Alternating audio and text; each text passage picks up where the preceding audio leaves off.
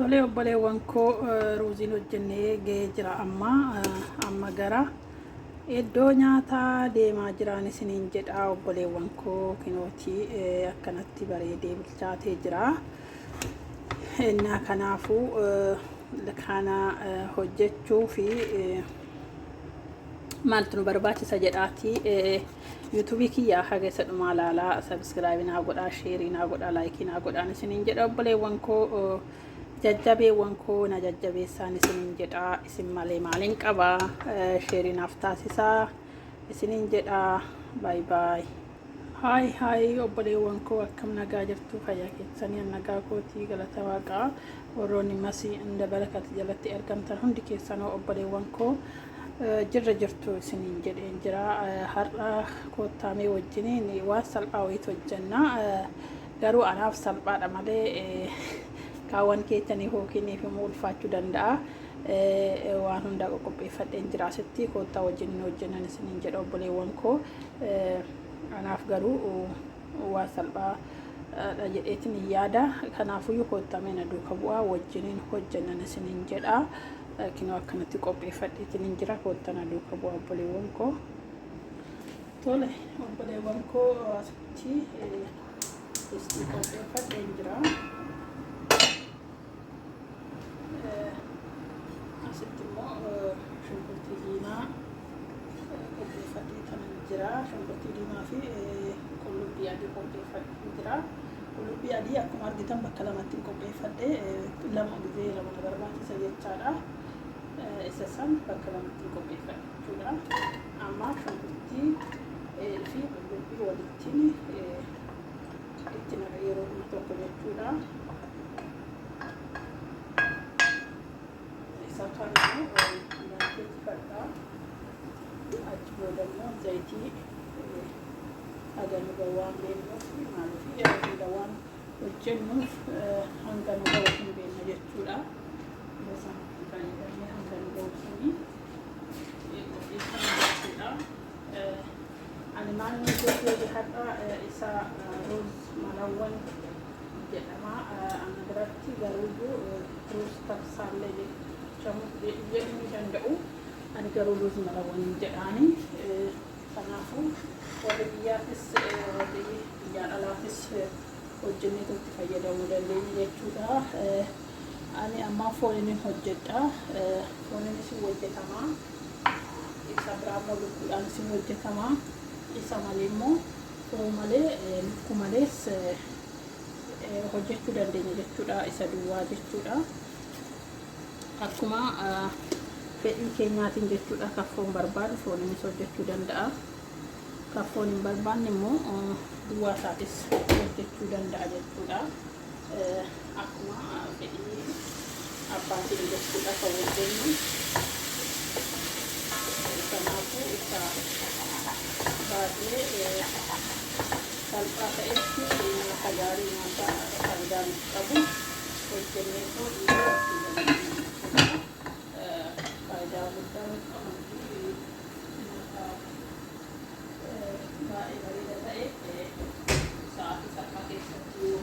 too itti fayyadamne waan qabu jechuudha obboleewwan koo.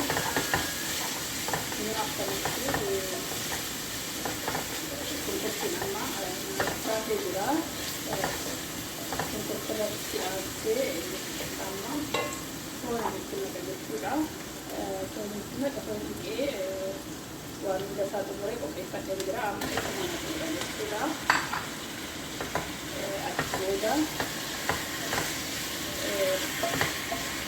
xiqqootii irra barsiisan jechuudha ibiddarra.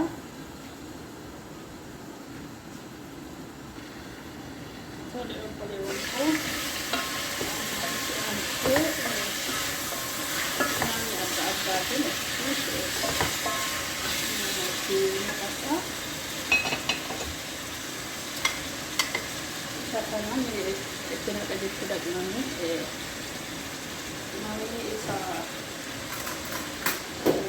kuni barbaree gurraacha jechuudha. Isa firee wajjiniin kun immoo quruffii eelii kana sadeen asitti naqadha jechuudha. Isa wajjiniin akka bakkaatu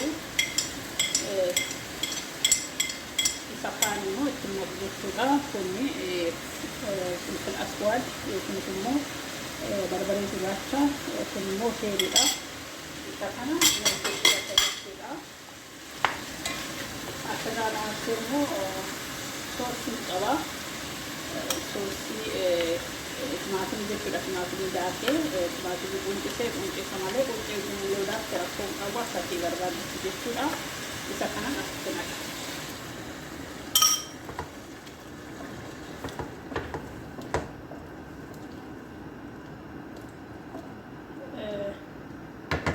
Achi boodee ittiin qadaadda.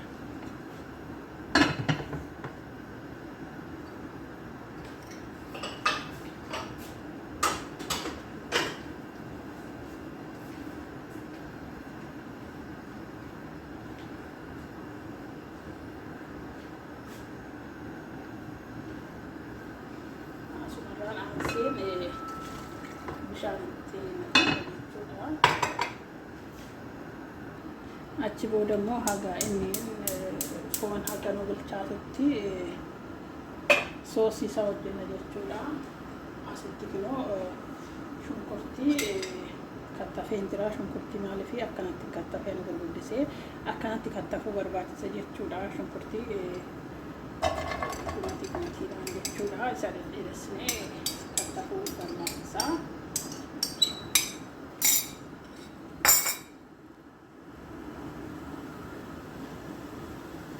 Booda isa kana zayitiin barbaachisaa. Zayitiin immoo isaaf immoo baay'inaan itti fayyadamuu dandeenya. Zayitii dabala. Zayitii baay'inaan barbaachisa jechuudha. Akkasitti naqnee sirriitti nyaata zayitii barbaanne jechuudha. Nyaanni zayitiin barbaannes kan hin barbaadus jira mitiiree.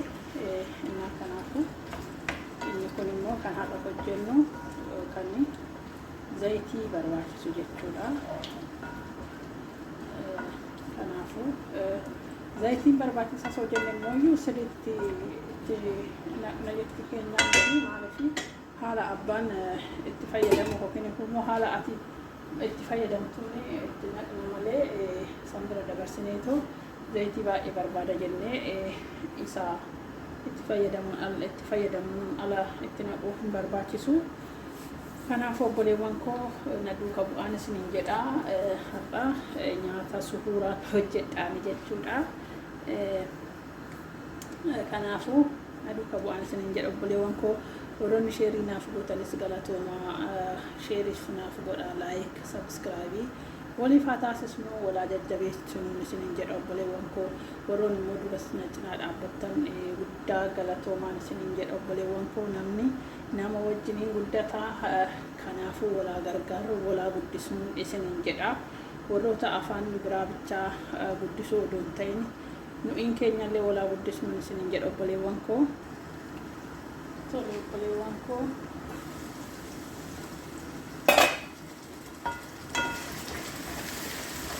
Shunkurtiin haala gaariidhaan bilchaachaa jira. Mul'ata natti fakkaata. Shunkurtiin bilchaachaa jira. Asittis immoo keenya bilchaachaa jira jechuudha. Asitti haala gaariidhaani. Kanaafuu ammaan asirraan aansee kan itti naqu shunkurtiidha. Qullubbiidha. Qullubbii adii jechuudha. Qullubbii adii itti naqaa.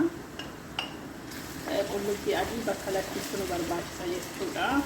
Shunkurtii kana wajjiniinis isa foon wajjiniinis nu barbaachisa. Shunkurtii adiin inni keenyaa hin beeknaa faayidaa maal akka qabu sirriitti faayidaa qabeessa fayyaa keenyaafis shunkurtiin qullubbiin adiin.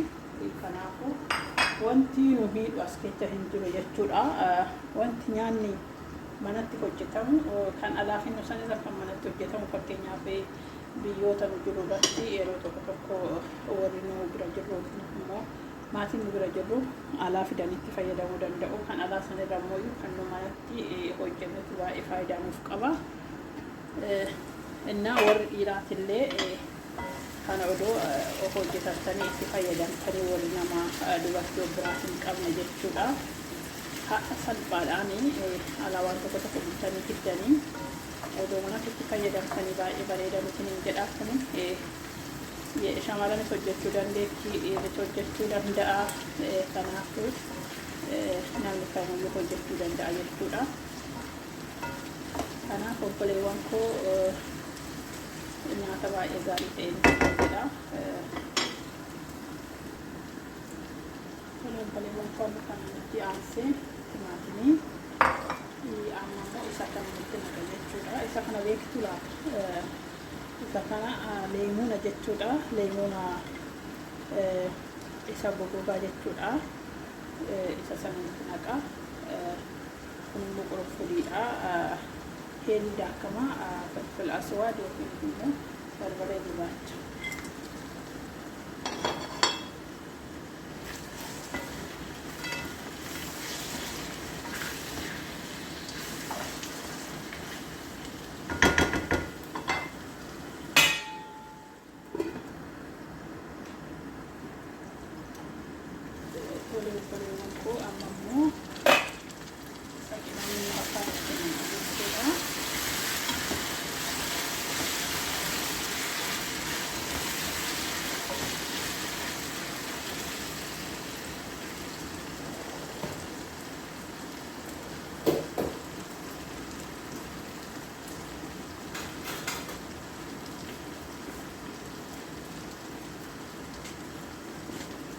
Sekarang mau di kuburan itu lah di mangka di masa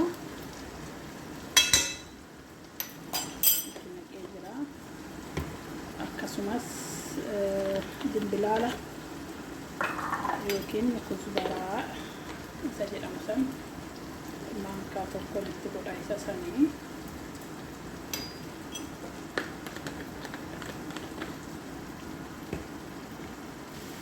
ammas immoo kamuna fi akkasuma mangka tokko jechuudha xiqqoo ittiin buune akkana godhadhe hingaa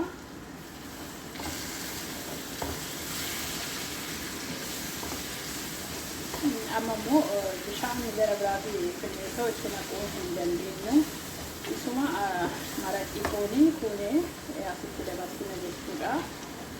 Maraqii foonii asitti naqaa hojjennaa jechuudha. Obboleewwan koo isuma maraqii kanaan fayyadamaa fayyadamu malee bishaan baay'ee itti naquun gara biraatii hin barbaachisu jechuudha. Obboleewwan koo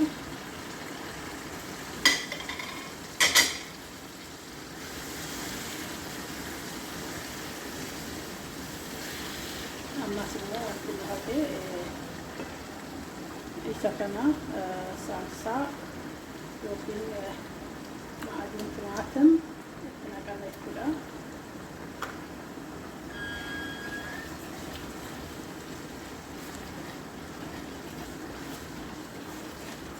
Atti booddee waliin geenya jechuudha akka sirriitti waliin fudhatu.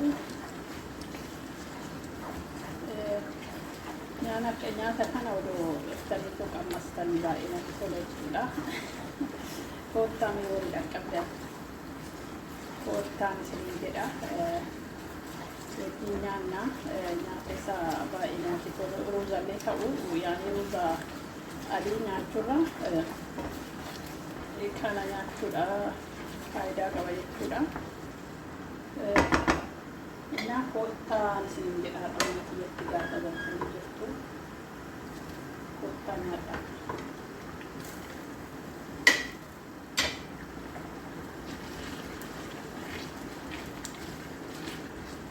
Amma hafa soorriitti hafa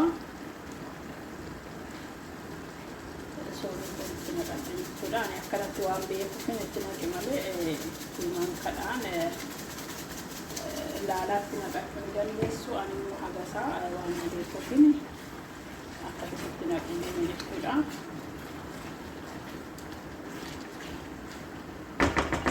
Kana amma ibidda jala qabnasnee akka bilchaatu isa taasisna jechuudha suuqiin. Tole obboleewwan koo asitti amma distii duwwaa qopheeffadhee kan jira. Amma walitti naquun hin barbaadu jechuudha. Kanaafuyyuu kana duwwaa amma asitti soosiin dura hojjedhe kanatti fuudhee foon bilchaatee jira. Isa foon kana keechaa dhimbiibaa maraqi isaa keechaa dhimbiibaa isa foon kana gara kanatti galabbata jechuudha yookiin garagalchaa asitti garagalcha jechuudha. Maraqiin immoo nuti xinnaatee garanitti dabaluu dandeenya xiqqeessineetoo akka shoorbaas nu jalaan taane jechuudha. Achi booda immoo kinoo qaaraallee namni hin nyaanne hoo jiraate akkanatti itti godhuu dandeessu. Maaliif akka nama hin gubnetti jechuudha qaaraani. Kanaafuyyuu akkanatti tattaashii haa xiqqooshii waan fudhatu akkasitti godheen xiqqooshii akka ol fudhatu taasisa. Tole obboleewwan koo amma ruuza fidheen jira. Ruuza affeelee dhimbiibeen jira jechuudha. Akkasitti affeelamee dhimbiibamee jira ruuziini.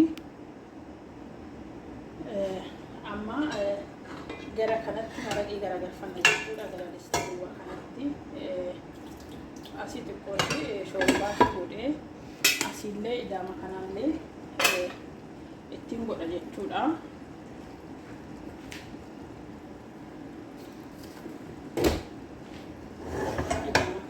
Shorbaa idaaman itti godha jechuudha. Foon odoo hin ta'in isa kana duwwaan itti godha. Maaliif jalatti akka godhana distiin duwwaa koo ta'e waan gubatuuf jala isa kana maraqiisa itti godhuu qaba jechuudha. Achi boodee ruuziin itti garagalcha. Ruuzii isa kana itti garagalcha jechuudha.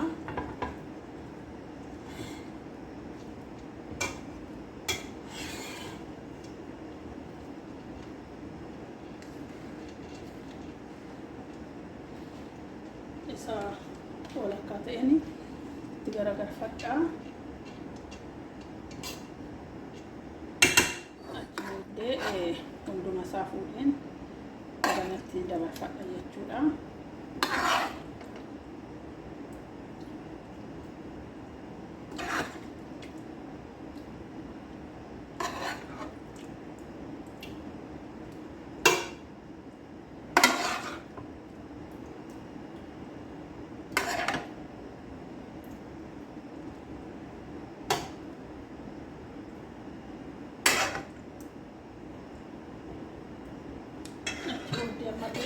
Shorbaan asii itti godhadha jechuudha.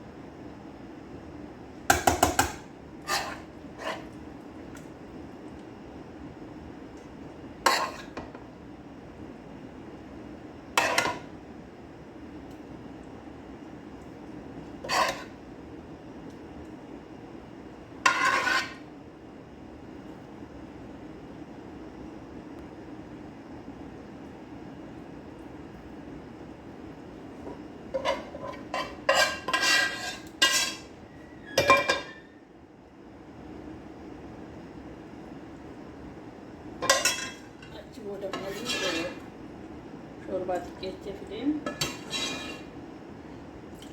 asitti naqee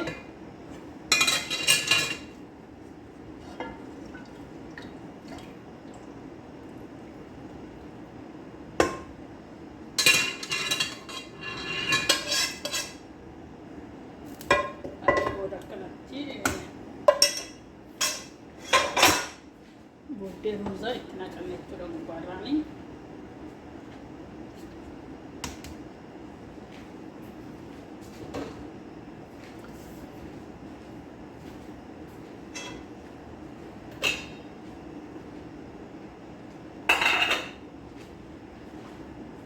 ruuza eegatti naqnee booda